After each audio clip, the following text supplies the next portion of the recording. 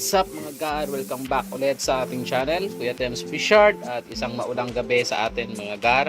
And for tonight's video, mag-update lang tayo saglit dito sa ating fishard. Kasi kanina, no, may bumili sa ating mga isda. And siguro, yun na yun, last na muna natin yun kasi palaki-lakihin muna natin to ng kaunti, yung ating mga blue panda. Kasi ito na lang din ang available.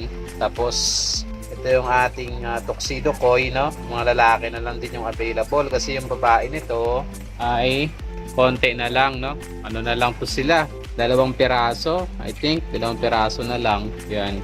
And ang binili kanina ng ating buyer ay isang trayo ng tuxedo koi at isang trayo, no, ng blue panda. So binigyan natin siya ng free na isang trayo ng blue panda, and binigay din natin sa kanya mga gar yung ating pidert, no? Yung pidert natin, yung male nun, may koi line. So dito yun sa nakalagay, kaya kung mapapansin nyo wala na itong laman. So hahanapan natin ito ng laman, pwede natin mailagay kasi wala nang laman ito. Binigay na natin sa kanya, no, for free kasi magpapalit tayo ng strain, no? So yung pidert, no, binigay na natin. So kanya na yon para maparami niya. And ito na lang yung natira natin na lalaki na blue panda. So ilang piraso na lang yan, siguro mga nasa 10 na lang yan, no? And yung mga medyo develop na yung kulay, yun yung mga binigay natin. Siyempre naiwan yung mga hindi pa ganong develop yung kulay kasi 2 batch ito na pinagsama lang. So palaki-laki na lang muna natin yan bago ulit mag-umpisang magbenta. Baka malapit na rin ito, no, mga Santa Claus natin.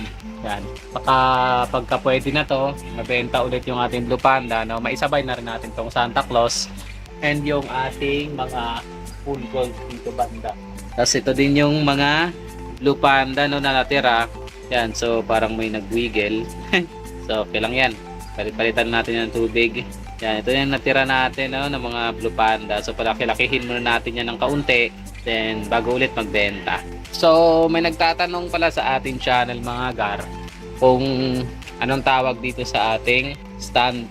So nakalimutan ko rin yung tawag dito sa stand na binili natin, no.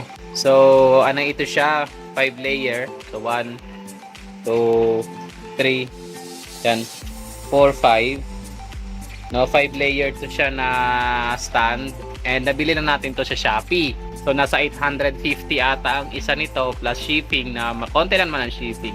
Yun. So kung gusto niyo malaman, no, PM niyo lang sa ating page, Kuya Tems Fishard, para ma-chat ko sa inyo yung link, no, ng Shopee kasi medyo mahirap dito banggitin sa aking description. So chat niyo na lang ako mga gar kung gusto niyo talagang malaman. Mura lang ito, nasa 800 lang. Tas matibay, kita mo naman, punong-puno ng laman, no? Mabibigat, pero kayang-kaya, hindi masyadong naaalog. Okay? Tapos pwede ito gar na hindi siya, kasi di ba sabi ko 5 layer, pero pwede siyang paliitin kasi hati yan, hati. Ito, dito nagkakaroon ng dugtong kasi hindi to siya straight na isang ganto simula dito papunta doon sa ilalim. Hindi yan siya straight. Dito nagkakaroon ng dugtong. So bali itong 2 L na to, ito 2 paa, saka itong isa, so dito banda, no, pagdudugtungin sila dito banda.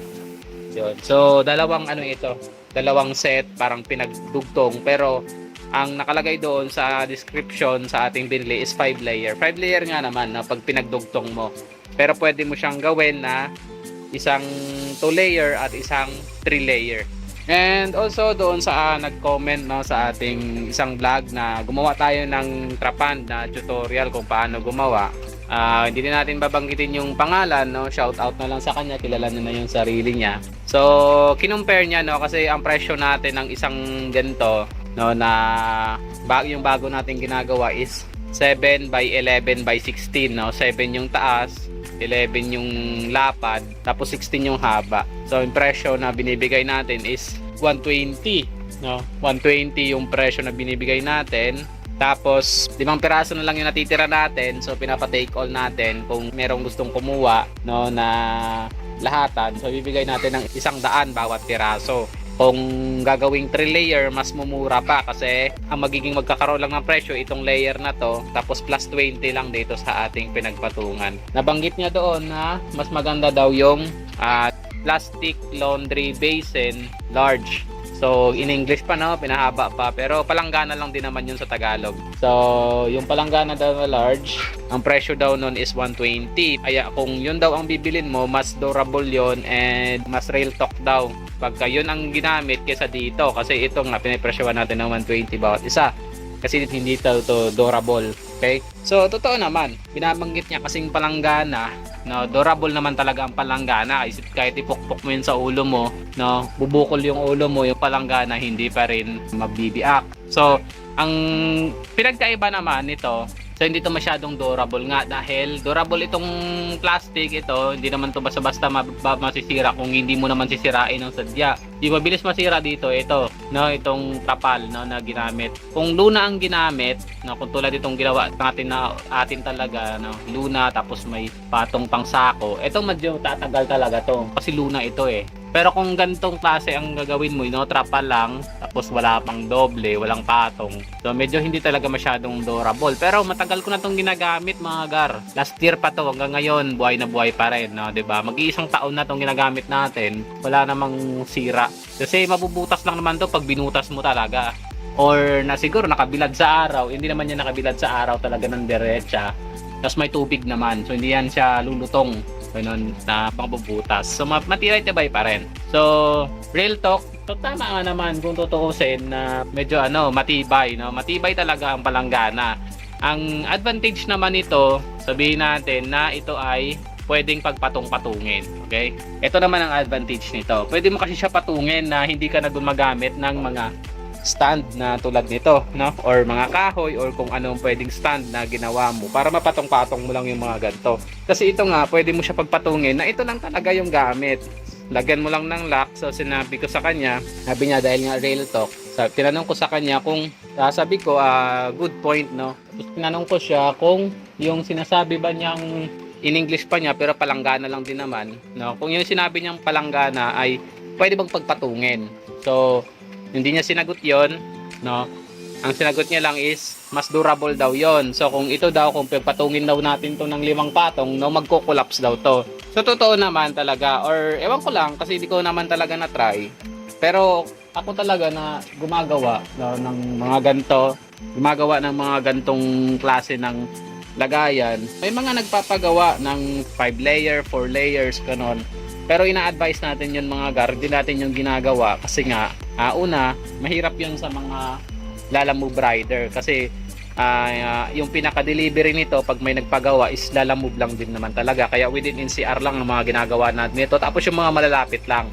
Kasi yung mga malalayo, no, tayo na mismo ang nagsasabi na hindi siya feasible, no? Kasi malayo, mapapagastos sila. So concerned din naman tayo sa mga gustong mag-avail, no? Kasi ayaw din natin na gumastos sila ng sobra-sobra dahil lang dito, no, na kaya naman talaga nilang gawin kung gugustuhin nila. So hindi natin ina-advise, no, na 4 or 5 layer kasi nga baka mag-collapse, no, mag-collapse kasi plastic lang ito eh. Tapos pagka nagpatong ka nito, no, sinisira mo pa, tinatanggal mo tong isang parte na to, yung parang ganito. Hihiwain mo yan, no, hiwain mo yan siya para may viewing part ka, magiging ganito. So masisira talaga yung isa.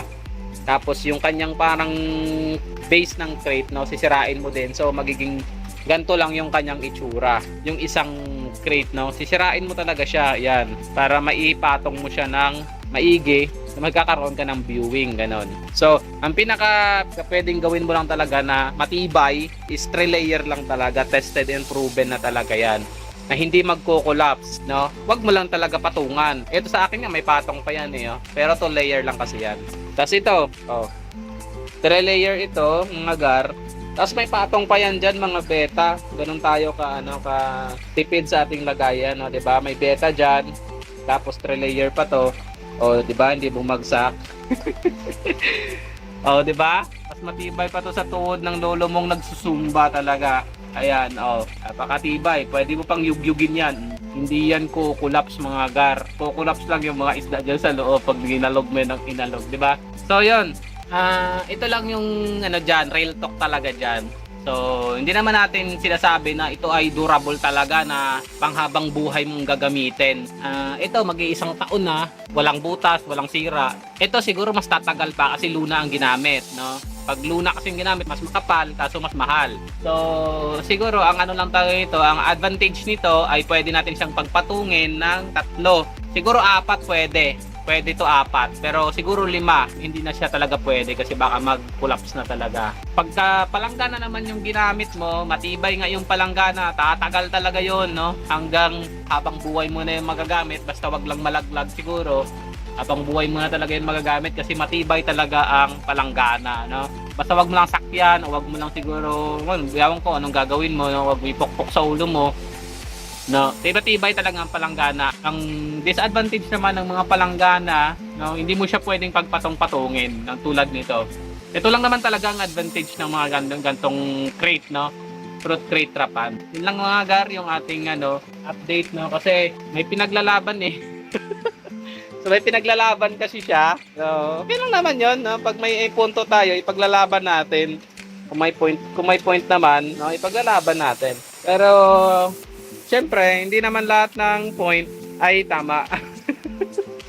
May mga point talaga na talagang pinipilit lang natin yung point natin na wala naman talagang dumi-disagree. Hindi nga lang siya exact point talaga, okay? Yan lang naman yun. So, yan na. Sabi ko na yung ating point, no? Kung bakit gumagawa tayo ng ganito, bakit hindi na lang natin sabihin na bumili na lang sila ng palanggana. Yun lang. Kasi ito, pwedeng pagpatong-patungin hanggang 3, siguro at most 4, pero 5 siguro, medyo mapangit na siya kasi baka biglang mag-collapse yung ilalim. So yun lang mga gar. At kunting silip lang sa ating mga beta na winater change natin kanina mga gar. At malamig na naman ang panahon. So namimiligro na naman itong mga to kasi alam naman natin yung mga beta, kalaban talaga nila yung malamig na panahon. And nauulanan pala dito sa ating pwesto, no? Ayan, no? Naaanggihan pala. Kahit ako, di ako masyado makatambay, may gagawin sana ako. No, yung mga gagawin ko sana ay maglilipat sana ako ng mga fry natin. Ito, tulad nito, marami yan ditong laman. Tapos ito, marami din. Plano ko sanang hati-hatiin. Lagay ko dito yung iba kasi wala tong laman. Tapos lagay ko rin doon yung iba. Tapos manguhuli sana ako ng mga lalaki na baka meron pang lalaki dito. At saka dito, no? Naglalagay sana ako dito kasi may bakante ditong ilang peraso. Ito walang tong laman. Tapos ito wala rin tong laman, ano? Tapos ito wala rin tong laman. So hulihan ko sana kasi medyo inaanggi pala dito, baka magkasakit pa tayo. So bukas na lang, try na lang bukas, no. Ito na yung ating full gold, no, na nagkasakit. Pero gumaling na siya. Ayan na, nagpe-flex na siya ulit. Sana bumalik yung ganda niya kasi medyo nasira yung kanyang kaliskis. Medyo nasira yung kanyang kaliskis sa sakit niya. Ito yung MSSBT natin, no? Ayan, napakalupit. Maliliit pa lang. Pero nakikita na yung mga snake skin nila. Medyo malabo yung camera kasi malapit. Ayan. Hanggang dito lang yung ating video, mga gar. At hanggang sa muli, mga gar. Baka may magtanong dyan ano yung light natin. Ayan. So, sana makita ito ni Burnok, no, na itong video na to para maliwanagan siya kung ano ibig sabihin natin, bakit tayo nang gagawa ng trapan. At sa ulit, gustong malaman kung anong klase itong stand natin, no, message lang ako mga gar sa ating page, Kuya Tens Fishard. So, hanggang sa muli, Kuya Tens Fishard, fish out!